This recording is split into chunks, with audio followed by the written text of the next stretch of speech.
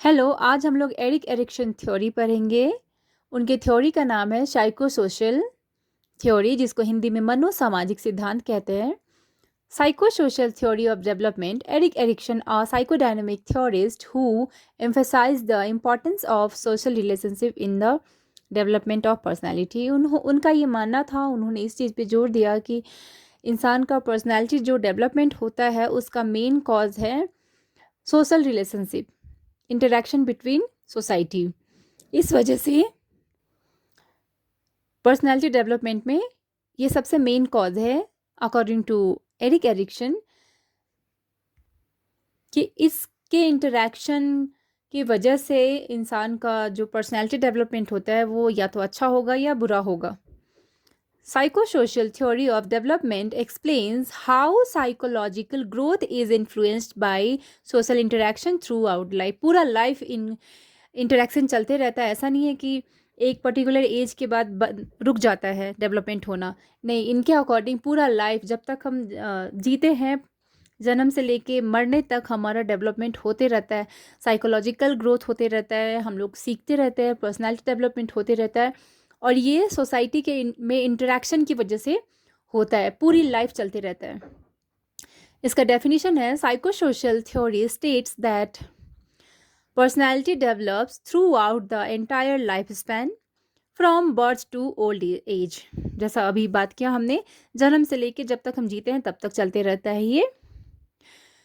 Through 8 psycho social stages, इन्होंने 8 stages दिए हैं, साइको सोशल स्टेजेस, मनोसामाजिक स्टेजेस है, उसके स्टेप्स है। 8 स्टेज में इन्होंने डिवाइड करके बताया है कि डेवलपमेंट किस एज में क्या डेवलप होता है और उस एज में किस तरह के कॉन्फ्लिक्ट्स डेवलप होते हैं। ऐसा नहीं है कि सिर्फ पर्सनालिटी अच्छा डेवलप हो रहा है, अगर सक्सेसफुली डेवलप नहीं हो रहा है, किसी भी स्टेज में प्रॉब्लम्स आ रहे हैं, तो उसी टाइम में वही टर्निंग पॉइंट होता है जिस वजह से कॉन्फ्लिक्ट्स वहीं से जन्म लेता है।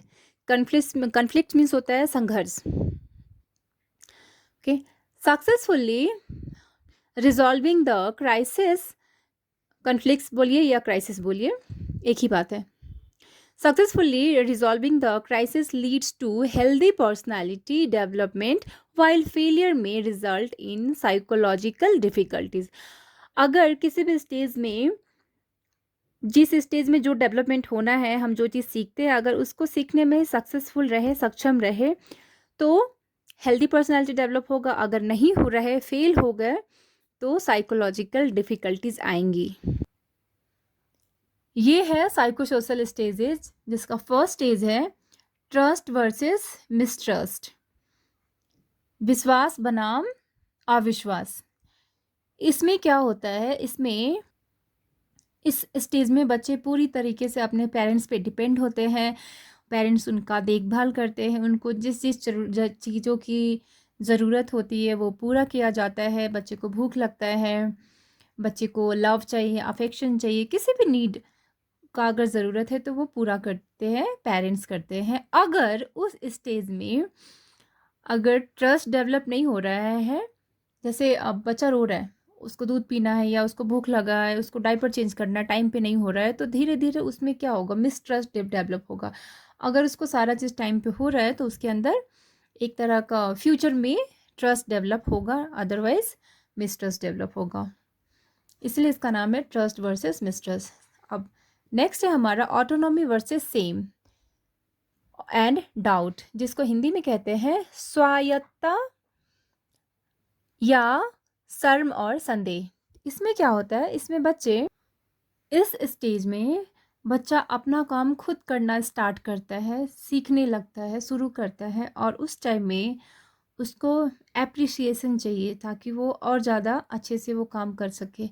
अगर वो कोई काम खुद से करने का कोशिश कर रहा है और आप कह रहे नहीं, डांट रहे, नहीं होगा तुमसे, तो उसके अंदर क्या डेवलप होगा, सेम एंड खुद पे डाउट, खुद पे सेम होगा। वो फ्यूचर में इंडिपेंडेंटली अपना कोई भी एक्शन पे कंट्रोल नहीं कर पाएगा। एक्शन कंट्रोल, इसमें बच्चा लोग को लगता है कि हम अपना कोई भी काम, जैसे छोटा सा वो खाना खाना सीखता है, वो छोटा बच्चा खुद से, तो वो उसे खाना गिर रहा है तो आप कहिएगा खाना गिर रहा है, डांटिएगा, तो उसके अंदर सेम या डाउट की इन फ्यूचर में उसको लगेगा कि वो खुद से अच्छे से कोई भी काम करने में कैपेबल नहीं है।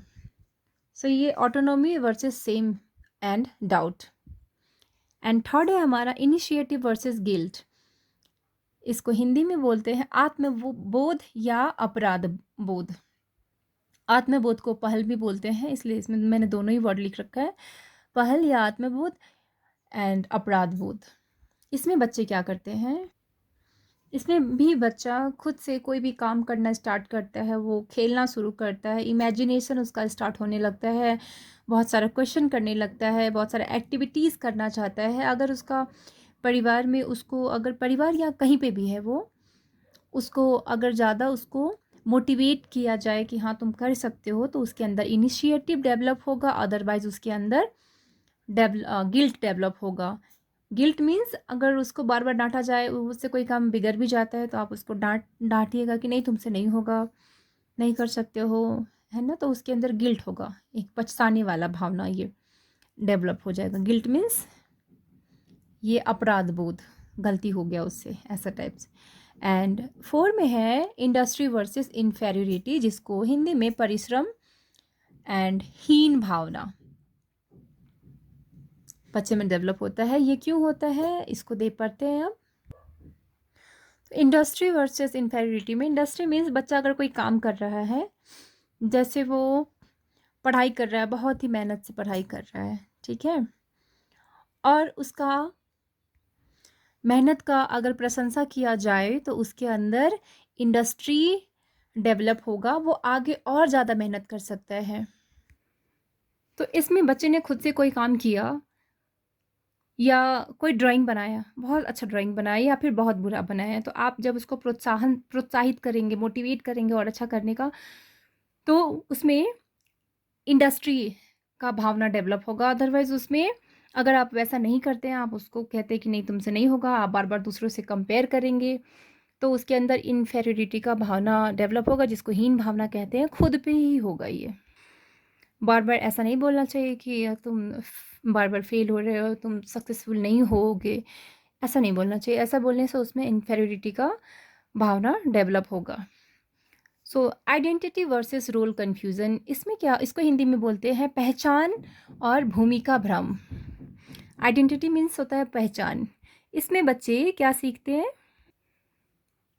इसमें बच्चे ये सोचने लगते हैं कि वो फ्यूचर में क्या बनेंगे, उनका गोल क्या है अपने लाइफ का, उनका करियर के बारे में सोचने लगते हैं ना, उसका खुद का पहचान क्या है। आइडेंटिटी मीन्स यही तो होता है ना। अगर उसको क्लैरिटी मिल जाए उस एज में, तो उसके अंदर आइडेंटिटी डेवलप होता है। अगर उस टाइम में वो कंफ्यूज, उलझा हुआ रहे उसी टाइम, उस स्टेज में, तो उसको पूरा लाइफ वो रोल कन्फ्यूजन में रहता है कि वो क्या करेगा, क्लियर ही नहीं रहता है, क्लैरिटी नहीं डेवलप होता है उस टाइम, उसके बाद। सो इस स्टेज में अगर उसको सही गाइडेंस अगर मिले, तो उसके अंदर आइडेंटिटी डेवलप हो जाता है, नहीं तो ये उलझाई हुआ रहता है, इसलिए इसका नाम है ये टर्निंग पॉइंट है एक्चुअल में। अगर नहीं अच्छे से उसको कोई क्लैरिटी मिल पा रहा है, तो रोल कन्फ्यूज़न डेवलप होगा। नेक्स्ट है हमारा इंटीमेसी वर्सेस आइसोलेशन, मीन्स घनिष्ठता या अकेलापन। ये कब डेवलप होता है, ये क्यों डेवलप होता है, इसमें बच्चा फ्रेंडशिप करना स्टार्ट करता है ना, या बच्चा नहीं, ये क्योंकि 4th स्टेज तक बच्चा का है, उसके बाद 5th स्टेज से अडल्ट के बारे में बात होता है ये। तो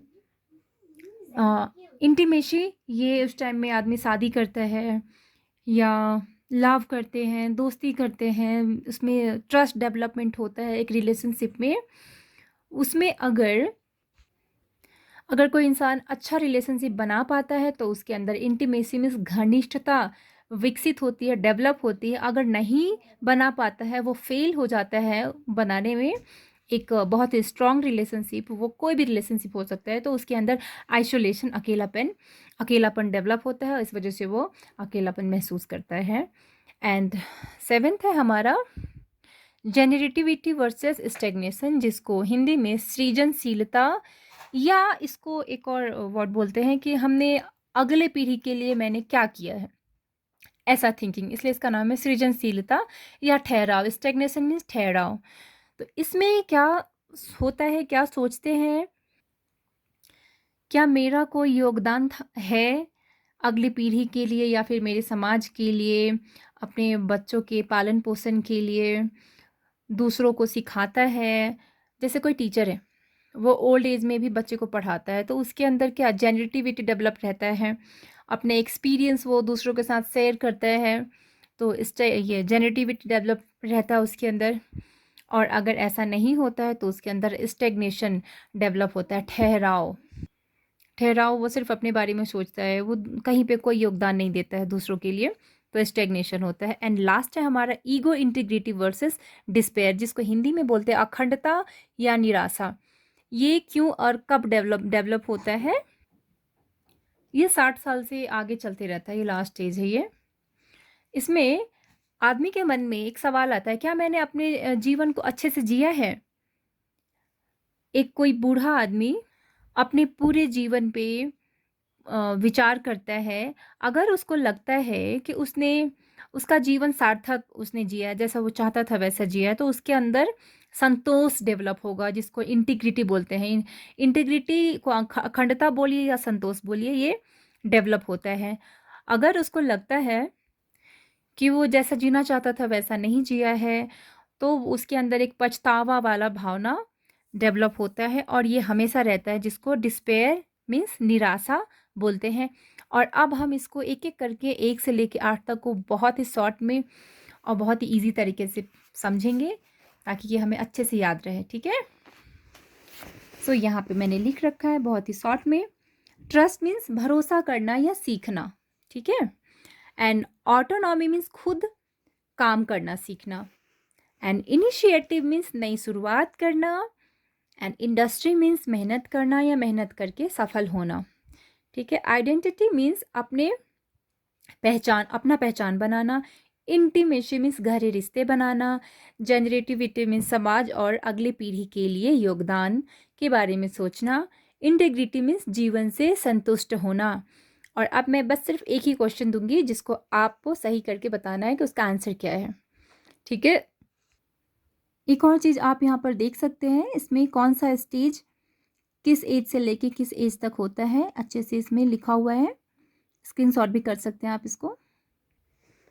सो ये रहा ये question, which of Erikson psychosocial stages of development produces a sense of independence because of one's ability to control their own action।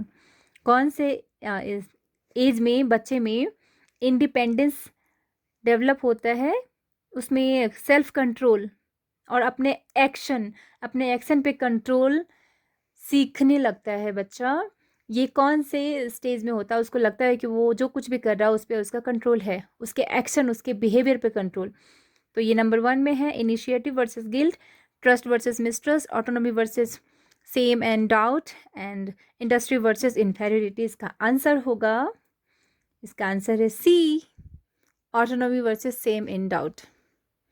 Thank you so much.